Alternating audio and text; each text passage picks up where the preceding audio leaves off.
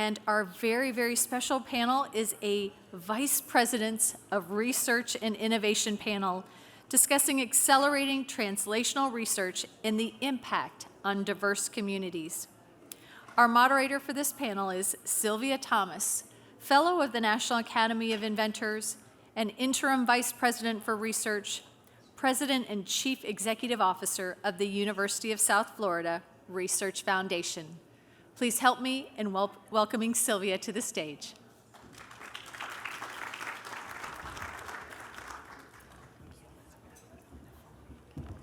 Thank you, Elizabeth, and good afternoon, everyone. Welcome to the best panel that you're going to have for this conference in regards to talking about how we can have an acceleration of that research that we're doing in the lab as we go from bench to market, as we go from idea to product. I have a very distinguished panel here with me today, and I'll give you a brief introduction of each of our panelists, and we will dive right into the discussion, so we will have time for your questions, hopefully at the end. And so without further ado, I present to you our panelists. We have Calum Drummond, who is a fellow of the FNAI and Deputy Vice Chancellor for Research and Innovation and Vice President at RMIT University, and an Australian Fellow for the Federation. We also have Bernard Arulanandam, who is a Fellow of NAI and Vice Provost for Research at Tufts University, also a AAAS Fellow and AAM Fellow. In addition to those two, we have Mladen Vouk, who is Vice Chancellor for Research and Innovation at North Carolina State University, and also an IEEE Fellow. In addition, we have Jeannette, Executive Vice President for Research and Professor of Computer Science at Columbia University and a Fellow of the FNAI. So without further ado, I will dive right into our discussion for today. I please encourage you to go to the program to read of their other outstanding accomplishments of our panelists and also engage them during the cocktail hour for further conversation. And so as we move forward into the discussion, I'm going to have a seat here so we can, in fact, have a casual conversation in regards to accelerating research translation.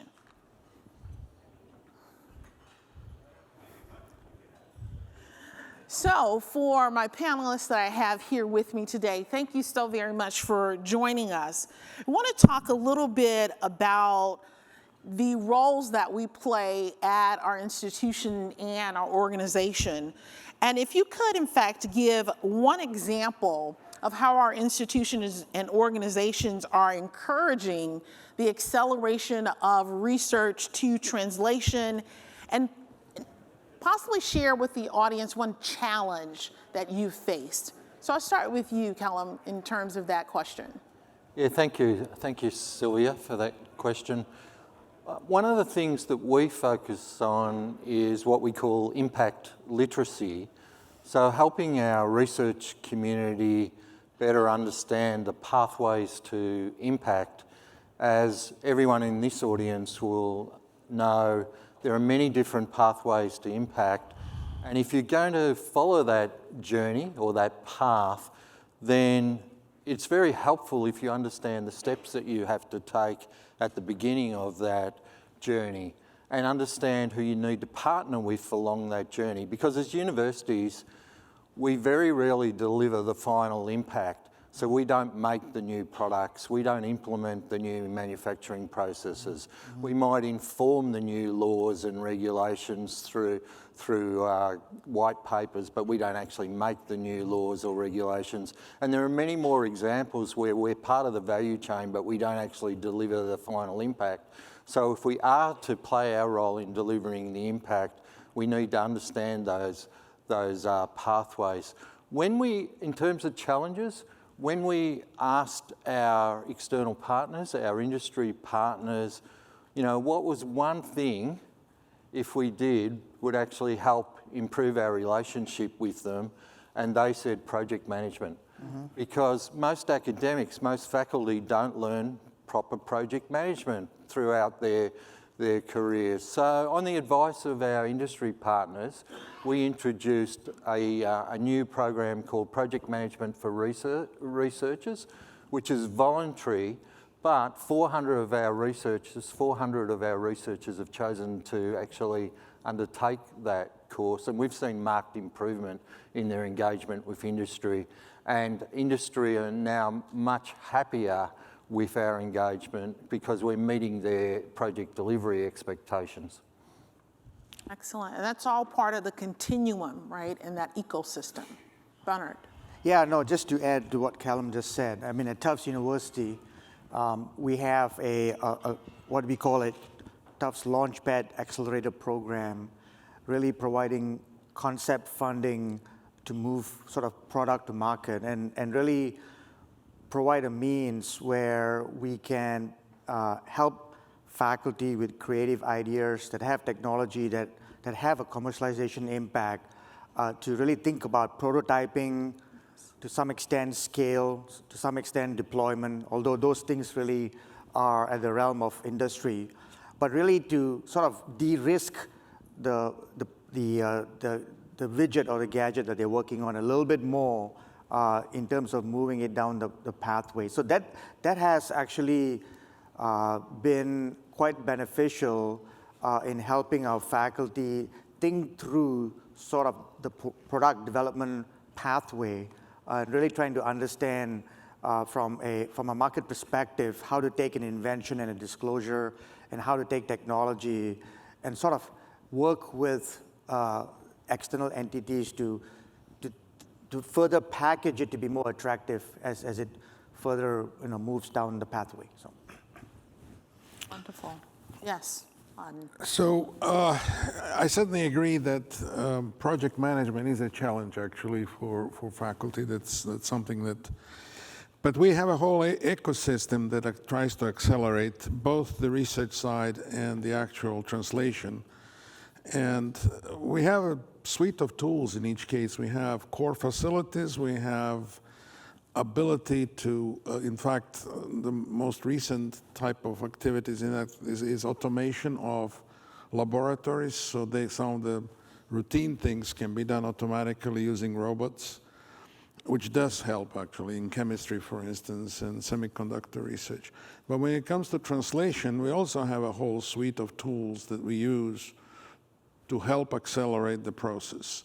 One is the training. iCourse, if you were here in the morning, you could have heard about that. iCourse is a tool that helps researchers understand the market and actually move things ahead.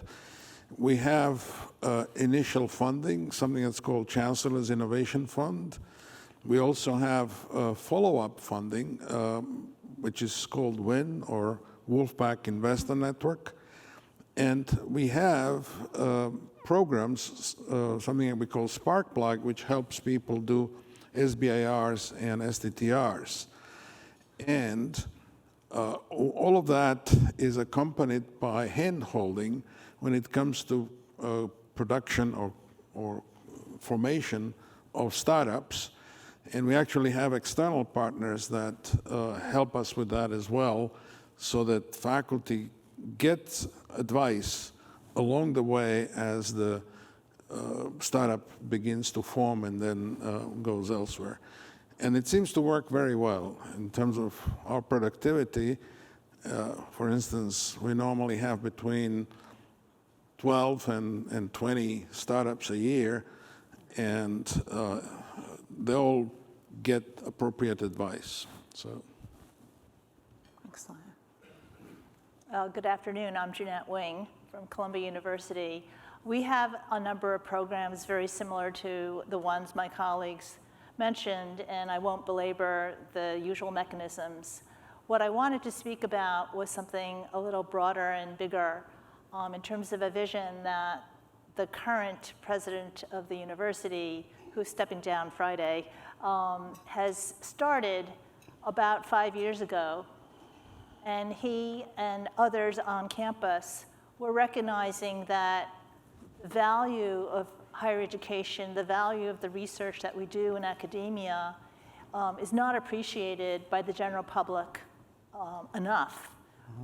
And so the other reason he started this initiative, which he calls Fourth Purpose, is to recognize that there's tremendous scholarship done in universities that don't make it out of the universities that can have tremendous impact on society and on humanity. So, as you know, in academia, we typically talk about ourselves as having three purposes: research, education, and service. And his idea was to create a fourth purpose for the university, for academia. And this is knowledge to action, or scholarship to impact, however you want to phrase it. Now, it turns out that this vision was coincidental with the US government putting a lot of emphasis on translational research, creating the TIP Directorate at NSF, creating ARPA-H, the CHIPS and Science Act, and so on and so forth. So it's perhaps not coincidental, or perhaps it's the mood of society, public, the press, our peers. But in any case, they're all synergistic. So with this fourth purpose, there have been many projects that have been created on campus where our researchers would find partners in communities, locally and globally, to work directly with them to take the research ideas that we have and translate them into something where the communities, the people can actually benefit. So that's a bit broader than translational, accelerating translation through startups and entrepreneurship. We do that, we have seed grants and so on. But I thought I would share with you a bigger picture and have all of you who are in universities reflect on what is the mission of your university. Well, thank you so much, panelists, for those great observations and suggestions. And we want to try and provide some practical examples of how you can actually be engaged in accelerating that research translation. But even more so when we talk about that innovation continuum. All of these examples are great examples, and that leads us into our question of how do we move this even beyond our universities and actually deploy some of this research to translation, these products, into communities. And as has been noted here, NSF looks at speed to scale, but is also wanting to have an impact and engage the missing millions.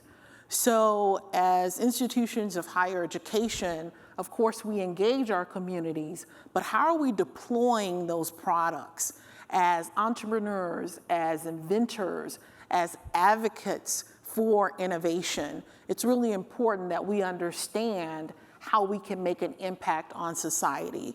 So my question to the panelists is, in your institution, organization, and even from a personal perspective, how are you deploying, or what are some avenues where you're deploying this innovation into diverse communities and how that's making an impact?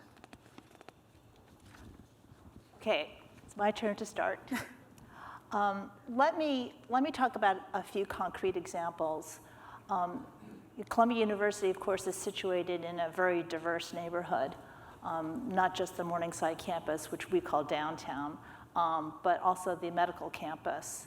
One very concrete way in which we engage the community is for some of the researchers to actually work with the local community and ask, rather than I have this particular drug in mind that I want to design to solve a particular disease, ask actually the community, what do you care about? It's really design the question with the community. Mm-hmm. This is not typically how a scientist thinks. So work with the community from the very beginning to ask even what is a science question I want to answer. And then that gets down to clinical trials and so on. Another example is we invite every summer students or people who are formerly incarcerated into our campus and teach them computing skills and AI and the latest in the technology so that they can go back to help to find a job, to help upskill themselves, and actually then spread their knowledge with their friends. So those are two concrete sort of small, faculty to student kind of partnerships. But I wanted to speak more broadly about something institutions can do with each other. And this is a partnership that Columbia started with Southern University, which is an HBCU in Louisiana. We signed an MOU recently where there were some interests by Southern University faculty and administrators in some of the research strengths that we have at Columbia and vice versa. And so now because we signed this MOU, there are lots of partnerships forming.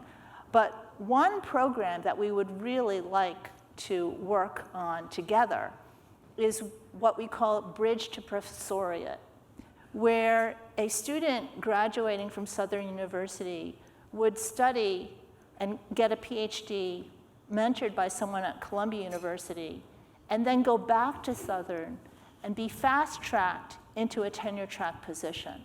So this will let Southern University build very quickly the assistant professor ranks in research in science and engineering, having worked with Columbia University. So that's just one example, and we're hoping that other universities could pair up or triple up or whatever and copy that kind of model because it will help everyone. Yes. So NC State University is a land-grant university. So the culture of being in touch with the communities in North Carolina is ingrained in its mission.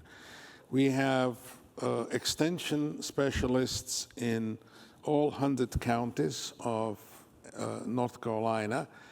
And when it comes to innovation and development of, for instance, new varieties of sweet potatoes or flowers, or just providing advice to farmers about new techniques, that's what we do all the time. And so our faculty actually have the dissemination and contacts with the community on their minds all the time. One good example, for instance, is that, and this has been going on for years, it's not new, but one good example is one of the inductees, Dr. Blankenship, and is in fact developed with her colleague, who is also, by the way, the member of, is also inducted, developed a chemical that blocks ethylene degradation of fruits, vegetables, and flowers. So if you eat fresh flowers, hopefully not, but if you eat fresh fruit or you have fresh flowers, there is a very good chance that it has been sprayed with a product that was invented at NC State. And so the impact is on just about everybody. We also have a new inductee, Dr. Barango, who is more in the food space, and he has relatively quickly, in the last couple of years, started a company that's called TreeCaw that looks at CRISPR technology helping change the characteristics of the tree so they would be drought resistant or disease resistant and so on. And all of that is being done relatively quickly because we have the mechanisms in place to help accelerate the translation of the laboratory products into the field. So there are many other examples, by the way. But. So I took a couple of examples from Tufts. So one of the things that Tufts, I think, does really well is its mission to civic engagement. This is an institution that's about 170 years old, and through the Tisch College of Civic Engagement, a lot of those activities working with disadvantaged communities is essentially sprinkled through really the whole institution. So two specific examples here. One is the work that our faculty are carrying out on offshore wind generation. On the East Coast, there's a lot of interest in renewables and offshore wind production. It's a new technology in Massachusetts that wants to scale up, but again, as we know, there's a lot of issues with offshore disruption of marine habitats, working with coastal communities, and where these wind farms are going to go offshore are really going to have an impact on coastal communities. For the most part, they are disadvantaged. So really engaging those communities upfront to have them as part of the solution, and also work with them in terms of workforce training, reskilling of this new technology that's coming down the pike, and that involves really having that mutual conversation with the stakeholders on where we deploy this technology. So that's something that's ongoing right now as an example. The other is more on a global scale. Tufts is a prime on a large award from USAID. And the goal of this program, especially coming out of the pandemic, is called Stop Spillover, which is really coming up with solutions to prevent zoonotic transmission of infections from in different communities, right? So here we have our faculty working in country in certain parts of West Africa and certain parts of Southeast Asia to really come up with interventions that can be practical in these communities where zoonotic transmission is actually happening. So the premise of the question, I think, and as Jeannette phrased it, is important, is how do institutions of higher education really engage the communities that we serve and actually listen in such a way that we can be part of the solution. So Sylvia, I might take it up a level before I drop down to some specific examples. Yes. So RMIT University, like 1,600 other universities in the world, participate in the Times Higher Education Impact Rankings. And that's an impact ranking scheme based on what you're doing to address the UN Sustainable Development Goals. It's not necessarily what you're doing in your own institution, it's what you're doing in the world beyond the academic community. And we use that as a framework to help us benchmark ourselves against other universities, but also to as part of our continual improvement strategy. So the latest rankings were listed in June of this year, and our university, of the 17, our university was first in the world in 2 and second in the world in 3, and was rated 7th overall in addressing the UN's Sustainable Development Goals. So we take that very seriously in terms of helping direct where we work. Complementary to that, we also have action plans in the diversity and inclusion space. And so we have action plans in gender, what we call COLD, which is cultural and linguistic diversity. We have a reconciliation action plan with our Indigenous people, the Aboriginal and Torres Strait Islanders, an action plan around lower socioeconomic groups. And so we integrate those action plans with addressing the Sustainable Development Goals as well. In the gender space, for example, in terms of diversity, what we find extremely useful, and this came out of the UK originally, is there's a program called the Athena Swan program where you can get accredited with bronze status or silver status or gold or platinum status.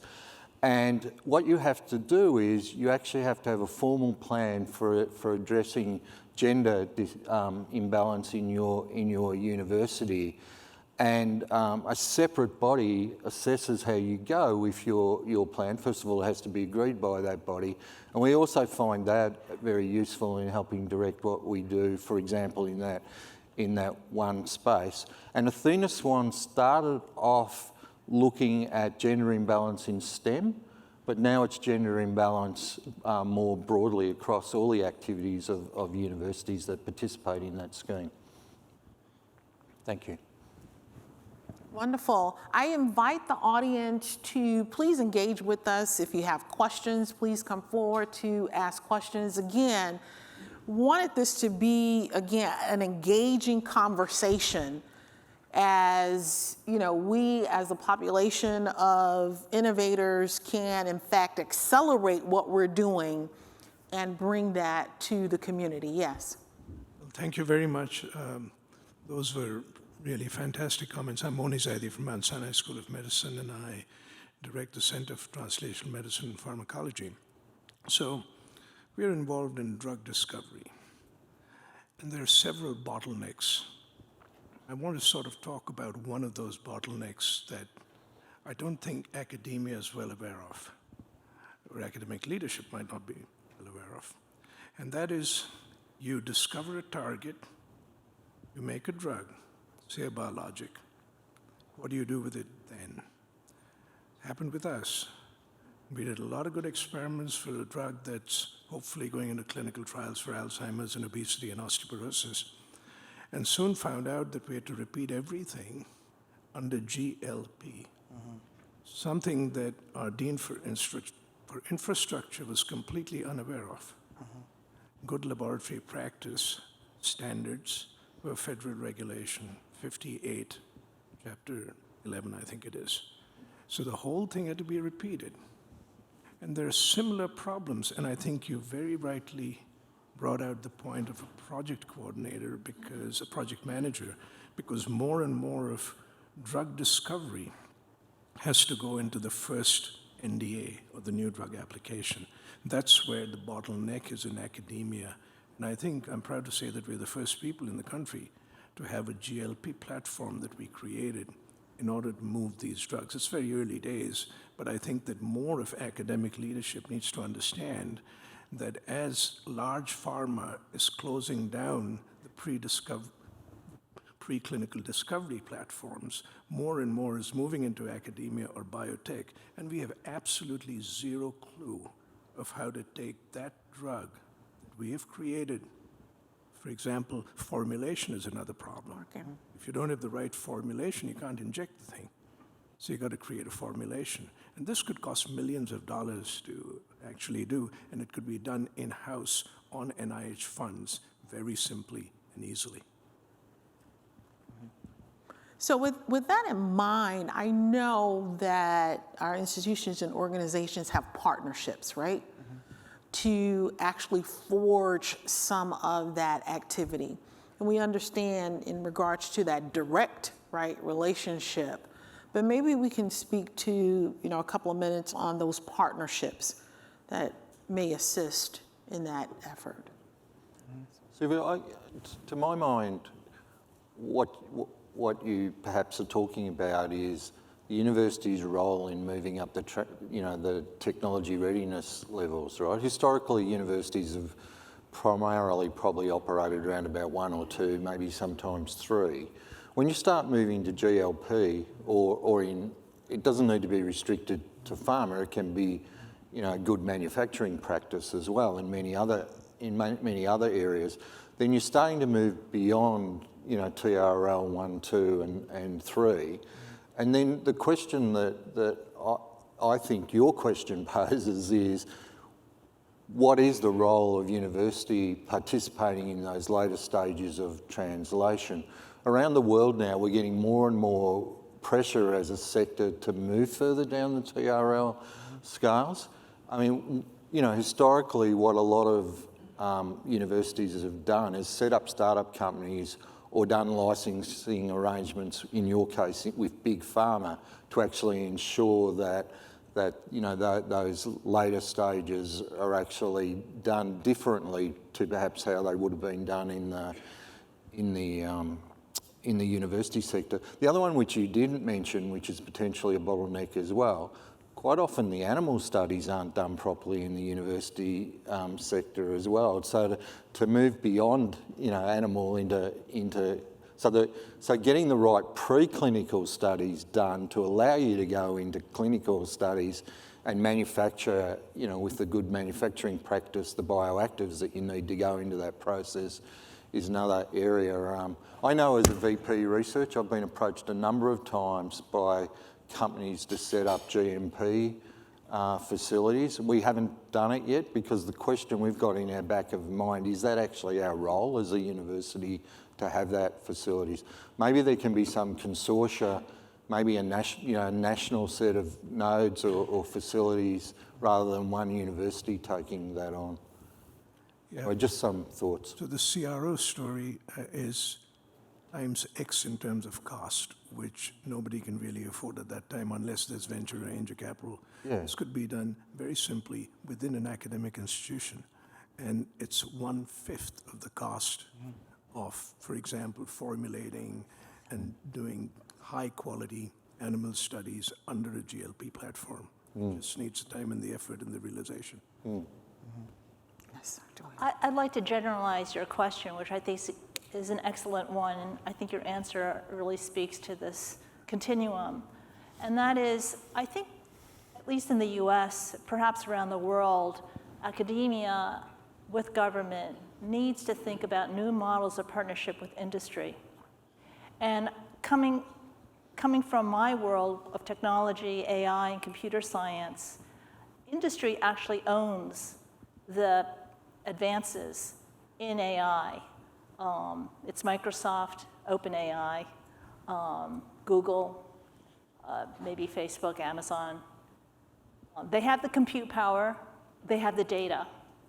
And academia can't compete. Yet industry does need our talent. So is this, and government funds a talent, it's this government, academia, industry ecosystem.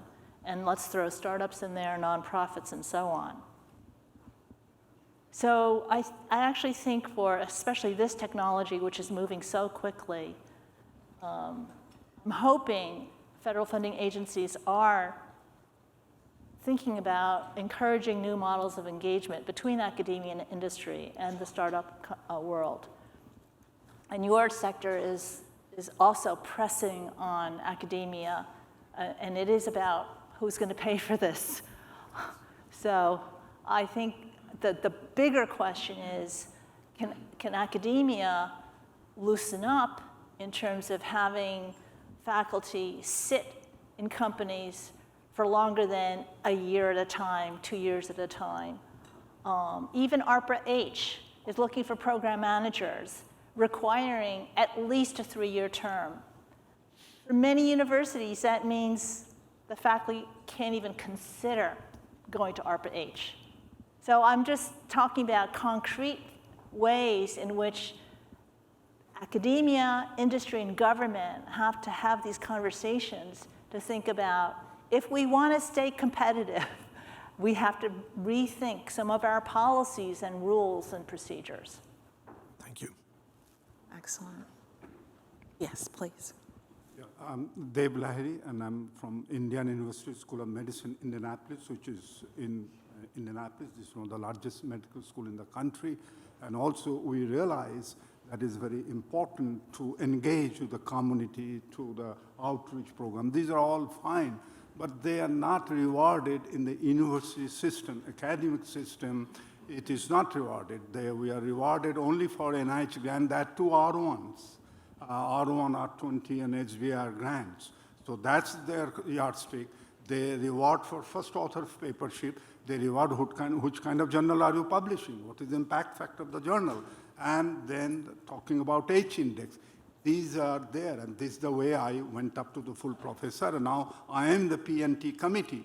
There is no way we can quantify this engagement. As I mentioned, I'm in Indianapolis, a downtown campus, and if we talk about the local program, we're not going to get grants. So what is the incentive for the faculty to engage? I understand Columbia, Tufts, Harvard, they are big muscle guys. They have more foundation money to engage.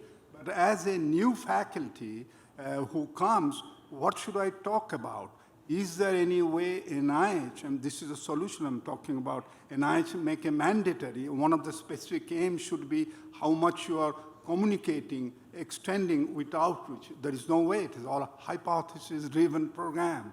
And same way, we go to industry, which you do. We are the hometown of Eli Lilly and Prozac, and they're there. But that's the industry, university as my personal interest.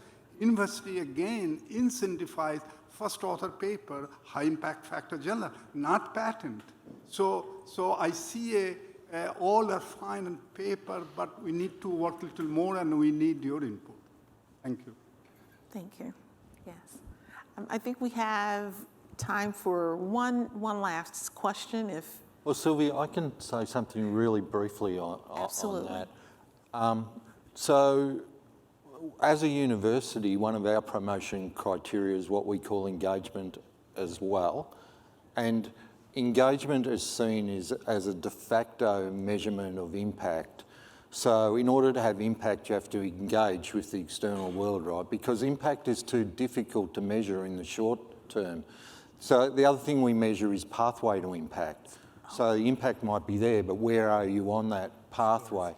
And you don't have quantitative metrics like you do with citations per publication and that. So it's all about the narrative and describing your engagement and where you are on the pathway to impact. That's how we do it. Go ahead. Thank you for serving on this BPR panel. So, I have been in this business long enough to tell you that university promotions is based on research, teaching, and service. Right? So I'm glad to hear that the impact is added. But then another piece that we haven't considered is that, the patent, trademark, or whatever scholar activities that you out-license or start up, right? So things are expensive. There is a pull between drug pricing. People say, the price fixing now is going to dampen our translations. But what we haven't considered is access. Even if you make it to the market, right? So there are inequality for people who cannot afford it. So previously we talked about global access. Right now, we're talking about even in the United States. So we think about you can invent a lot of drug. The payer doesn't pay for it, right? So if you are not able to afford, you're not going to make benefit. So we need to start thinking about in the term sheets, for example, or in the innovative way to build these ideas. So university is very busy in negotiating the return on investment and the royalty. We need to think about how to do that. And so the WHO has been thinking, the newest innovations to gain access to everyone in the world. How do we do that as a collective body in leading the world about how we do this together? I think that if you can think about and input on that, that would be very helpful. Thank you so much for those comments. And as was stated by the panelists so eloquently, that collective mindset, that collective strength and force that we have, bringing industry, academia, private sector, and community together to, in fact, help us with the acceleration of research to translation, it's going to be really critical for our competitiveness. So we want to thank you for the opportunity to engage in this conversation, and I want to thank my panelists for being here with me today. Thank you so much.